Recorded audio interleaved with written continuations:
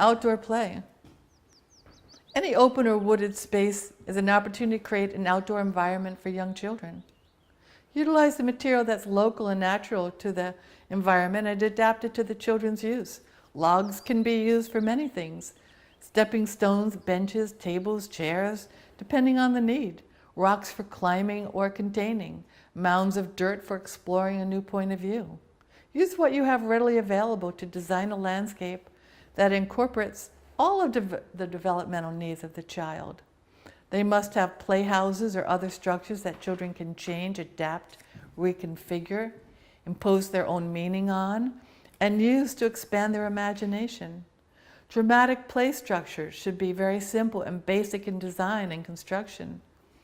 A basic structure of four walls, a roof, and a window can be the children's home, a classroom, a doctor's office, or a castle. These structures encourage rich socio-dramatic play. They are an ideal place to reflect the cultures of the children who use it.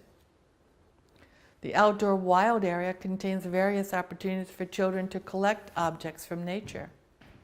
We have a basket available for children to take on a nature walk, explore, and collect.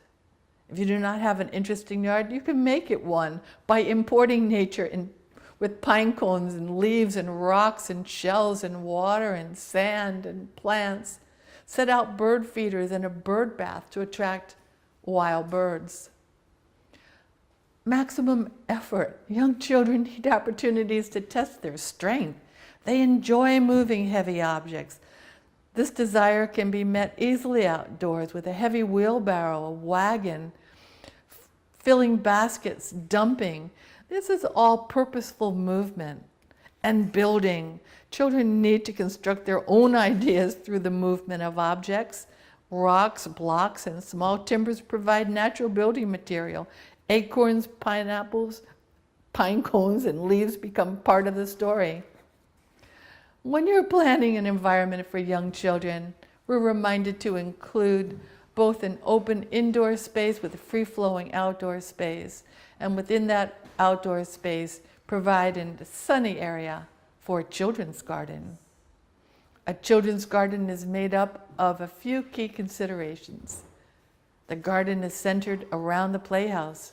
The playhouse organizes children's play to be more realistic. It is generally based on situations that are present in their daily family lives, such activities as sweeping the floor, shopping, mealtime, cleaning, taking care of children, and pets come naturally and encouraged with necessary props. They enjoy greater freedom of movement in large open space.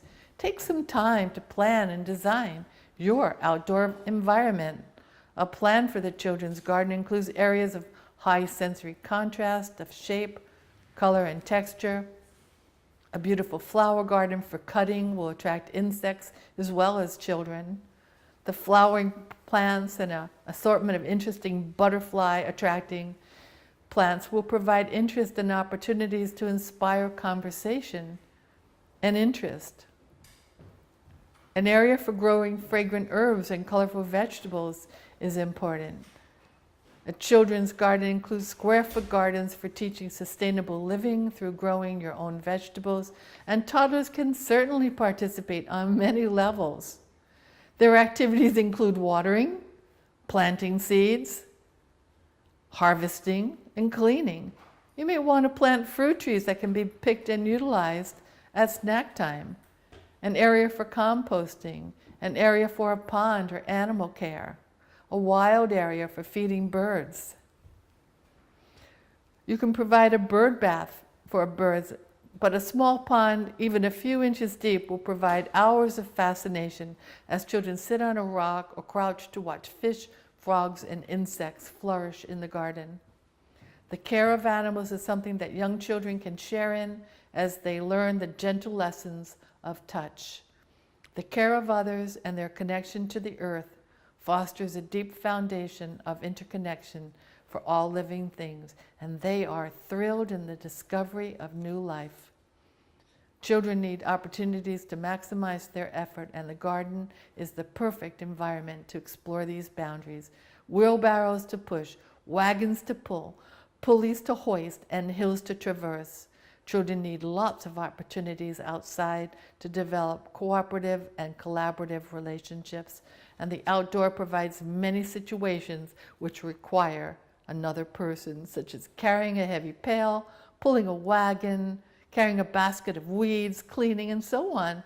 Projects such as gardening, observing the weather in a separate science area, and having a picnic near the pond nurture insight, sociability, and empathy. In which ways can we support the independence? Through carefully planned environments that follow poignant criteria regarding the needs of the young child. How do we determine needs is based on the foundation of the theories of human development. Human needs are primarily based on the neurological demands of the body.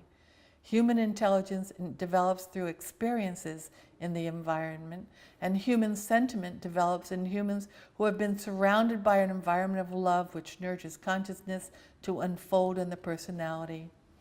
All three aspects of the personality are considered in the preparation of the environment.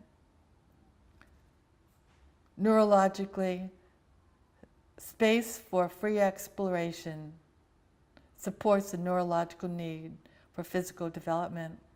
The communication of ideas supports social interaction. Materials that aid independence are a support to cognitive abilities. Order and beauty come from a natural environment. To coordinate and refine our movements is a function of our sensory perception. Emotionally, we feel that we're able to control the environment. It will give us a sense of stability. And spiritually, a feeling of oneness with all of life and its creation.